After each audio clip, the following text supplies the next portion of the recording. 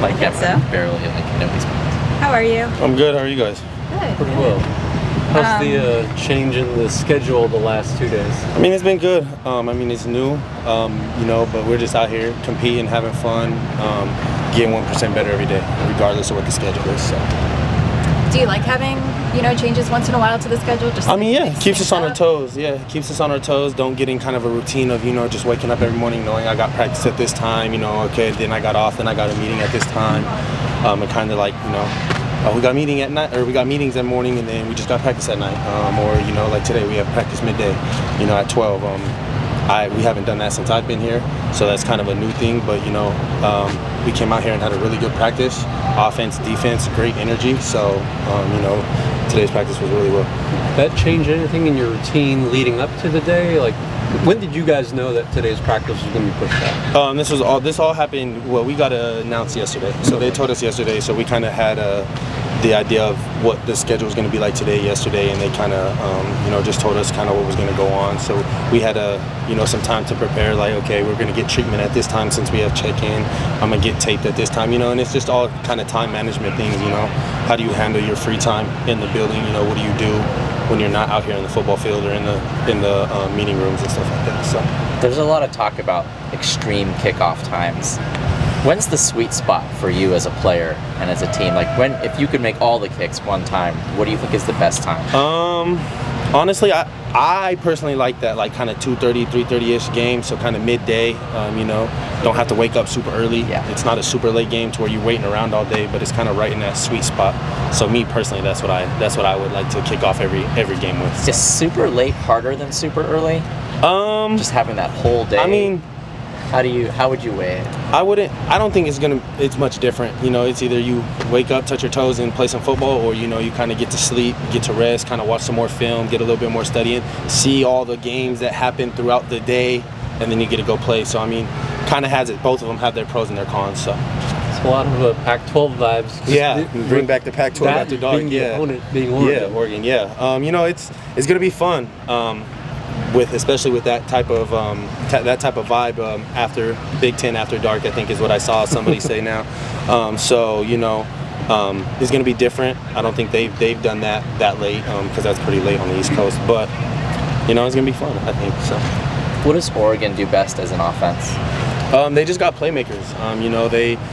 They know how to be efficient on first and second down and get to a third and manageable, third and doable position. And then they got wide receivers and running backs that can run the ball, catch the ball, and make people miss. And so, overall, they're just a really good overall offense. They got a bunch of playmakers on their team, and they got a big O-line. So we just got to key into our 111th as a defense. Everybody key into their 111th and just do their job, and we should be good.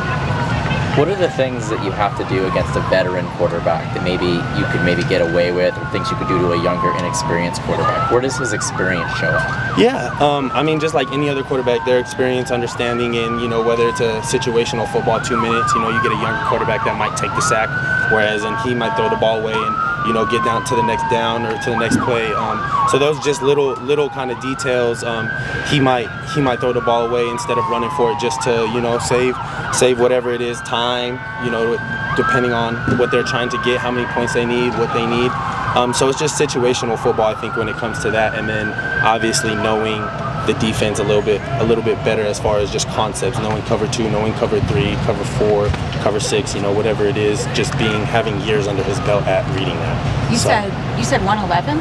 Yeah, 111. So it's just kind of I get what that means, but is that like a new buzzword? Yeah, it's, who came up with that? I think it's been a thing. Just do your job, right? Do your 111. There's 11 people on the field at a time. So can you do your job? Can you win your one versus one, right? Can you do your 1 of 11 on the field, right? So can the DBs win their 1v1? Can the O-line, D-line win their 1v1 pass rush, run block, whatever it is? Can the quarterback make his 1/11th of the read?